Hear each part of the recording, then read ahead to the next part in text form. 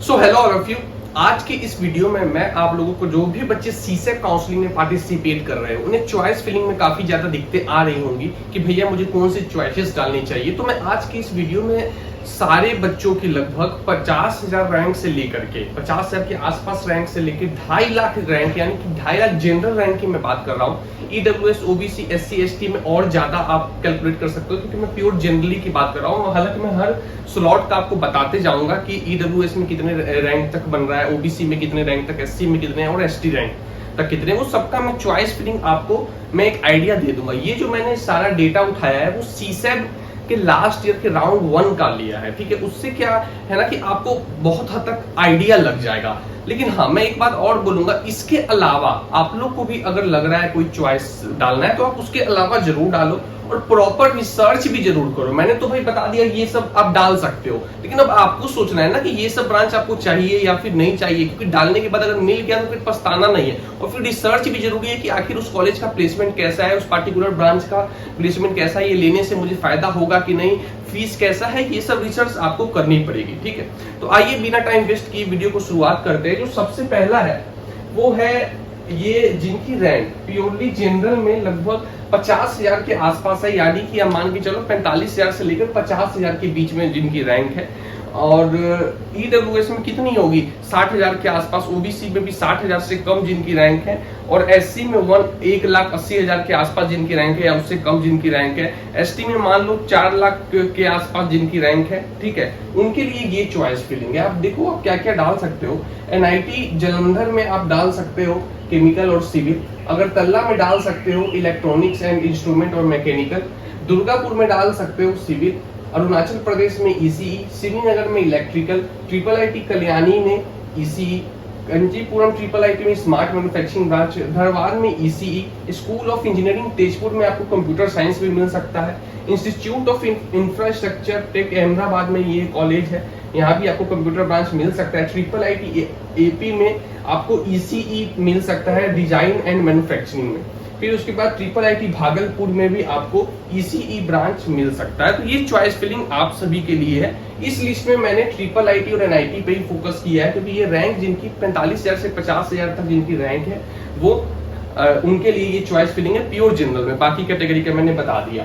अब देखो आपके लिए तो मैंने ये बता दिया, लेकिन अब इसके बाद की जो है उसमें भी आप तो डाल ही सकते हो ना। अब ये जैसे मैं बता रहा हूँ ये है जिनकी रैंक जनरल में 50,000 से लेकर 75,000 तक रैंक बन रही है, ठीक है। यानी ईडब्ल्यूएस में कितनी बन रही है, 80-85,000 तक जिनकी रैंक है, और ईडब्ल्यूएस कैटेगरी में वो, ओबीसी में भी लगभग उतना ही, एससी में कितना लगभग 1,95,000 तक जिनकी रैंक है या उससे कम रैंक है उनके लिए चॉइस फिलिंग है, और एसटी में कितना लगभग उतना ही 2.5 लाख के करीब में जिनकी रैंक है, उतना आसपास जिनकी बन रही है वो है। देखो लास्ट वाले में क्या था ना कि एसटी रैंक आप देख लो अपने हिसाब से, आप देख सकते हो, ठीक है।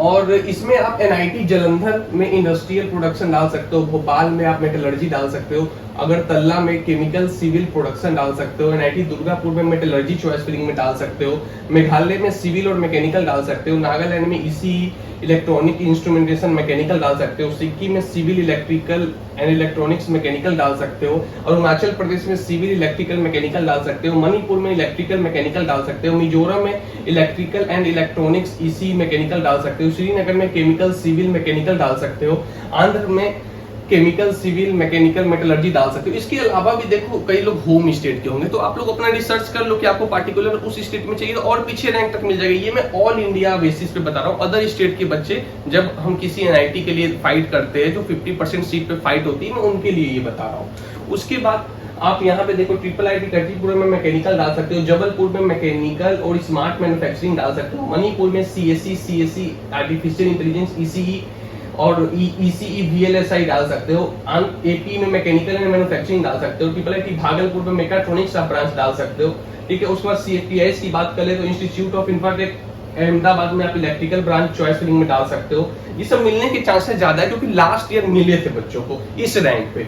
उसके बाद नॉर्थ ईस्ट रीजनल कॉलेज में कंप्यूटर साइंस मिल सकता है, सेंट्रल यूनिवर्सिटी राजस्थान में कंप्यूटर साइंस और ईसीई मिल सकता है, पुडुचेरी में ये सीएफटीआई है, सीएससी और आईटी मिल सकता है, जेके इंस्टीट्यूट इलाहाबाद में सीएससी और ईसी मिल सकता है, गुरु घासीदास में आपको सीएससी मिल सकता है, गुरु गुरुकुल कांगड़ी में सीएससी मिल सकता है, असम यूनिवर्सिटी में सीएससी मिल सकता है। देखो जो मैंने इससे पहले के स्लॉट का रैंक बताया वो भी ये चॉइस तो डाल ही सकते हैं, क्योंकि उनके पीछे के बच्चों को मिलेगी उनको तो मिल ही सकती है। अब आपको जो मैं इस रैंक के बताया वो अगला स्लॉट भी डाल सकते हैं। अब ये स्लॉट किनके लिए है भाई? जिनकी रैंक 75,000 से लेके 1 लाख तक है प्योर जनरल कैटेगरी में। ओबीसी में लगभग मान के ईडब्ल्यूएस ओबीसी में मान के चलो 1.5 लाख तक रैंक है, एससी में 2 लाख प्लस रैंक है, ठीक है, एसटी में लगभग 5 लाख तक रैंक है, वो ये सब डाल सकते हैं। उनके लिए क्या है चॉइस फिलिंग भाई? अब सीएफटीआईज आपको ज्यादा मिलेंगे इस रैंक पे।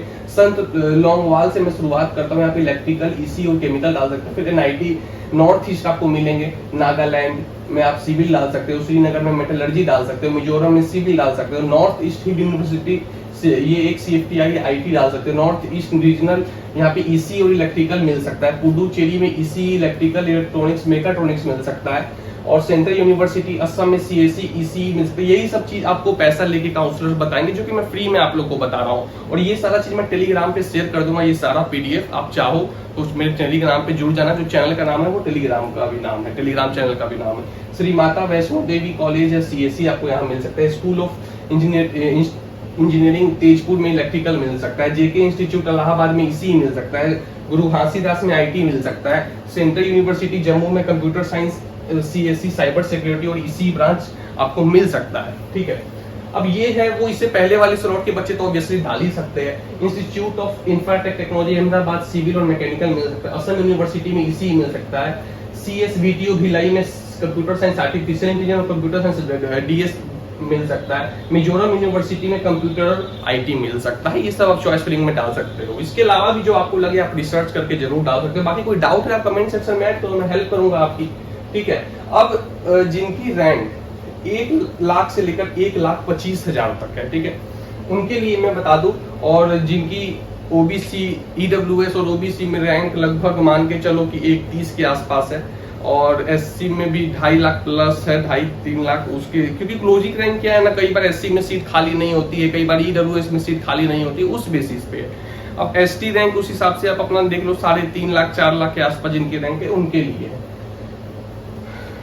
पुडुचेरी है सीएफटीआई, यहाँ मैकेनिकल मिल सकता है, स्कूल ऑफ इंजीनियरिंग तेजपुर में मैकेनिकल और सिविल मिल सकता है, गुरु घासीदास में सिविल मिल सकता है, इंस्टीट्यूट ऑफ केमिकल मुंबई में यहाँ पे 5 ईयर का कोर्स है। देखो मैंने 5 ईयर्स वाले कोर्सेज को जो है ना कंसीडर नहीं किया। अगर आप जिन्हें 5 ईयर्स इंटीग्रेटेड कोर्स है उसके लिए भी मैं कई सारे कॉलेजेस हैं जो कि मैंने स्किप कर दिए, लेकिन आप चाहो तो आप चॉइस फिलिंग में आपके सामने आ जाएगा तो आप उसको डाल सकते हो प्रीवियस ईयर का कट ऑफ मिला के।